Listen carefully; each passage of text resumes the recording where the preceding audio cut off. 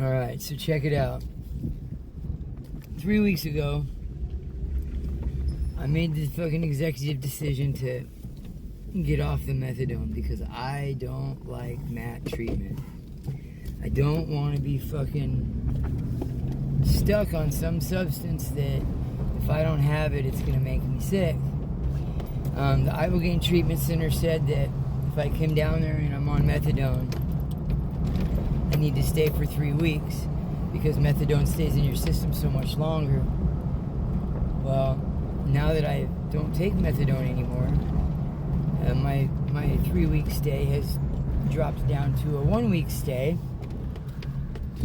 which cuts the price in like half. So it's down to $7,000 I need to come up with, which I don't know, shouldn't be too hard.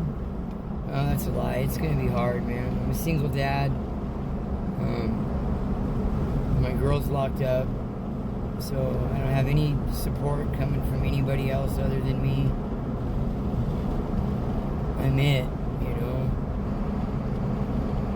And on top of all my bills and everything else I have to pay, now I have to fucking come up with another bit of money to save my life, which, I mean, one way or another I'm going to figure it out because I don't want to die. So that's why I've been asking for sponsors and help, and fucking I opened that Give Send Go, which is a tax write-off, mind you. So if anybody decides they want to help out, they can, and they can write it off, you know, because it's donating to a non-profit organization, which is Give Send Go. And yeah, so that's where I'm at with it.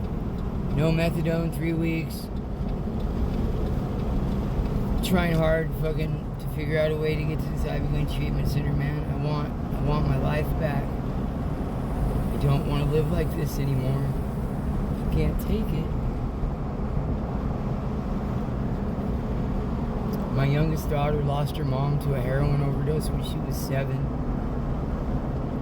She moved in with my brother and sister because I was in prison. They both died. My brother died on his motorcycle. 8 months later,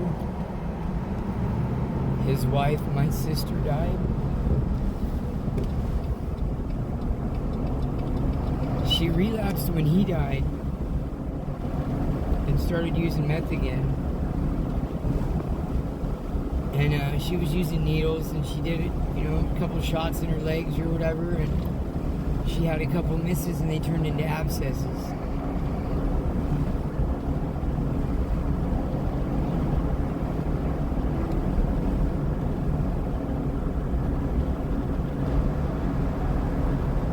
We were in a fight when she died.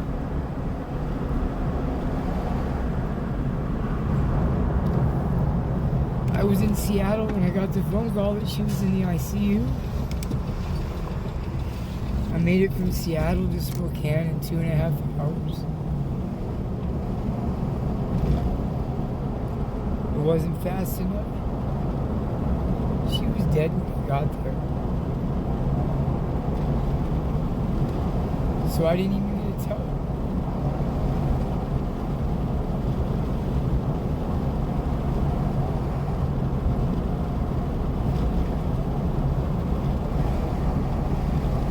That I was sorry and I loved her.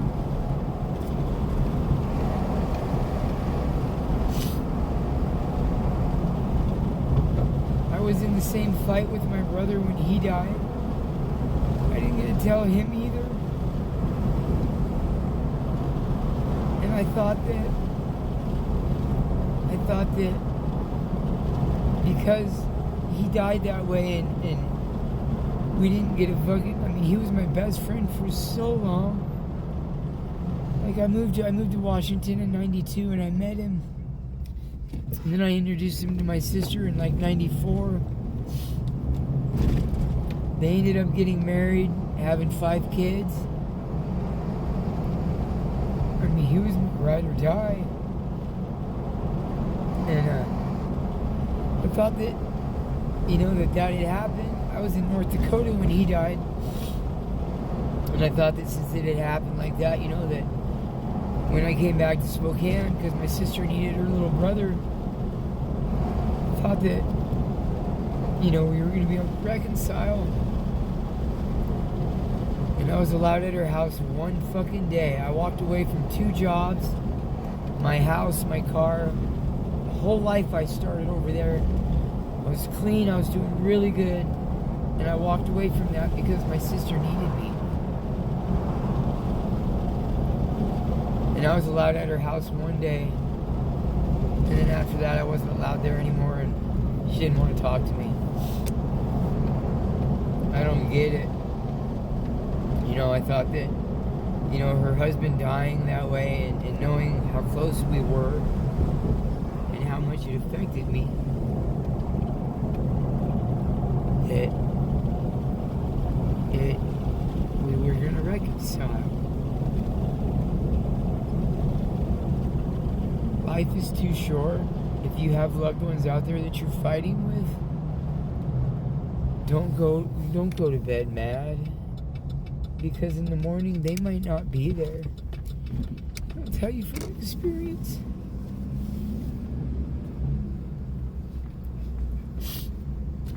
Having to live with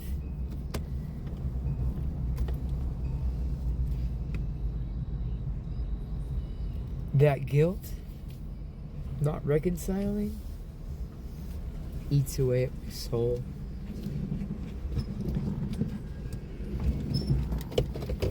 Literally eats away at my soul. It's hard.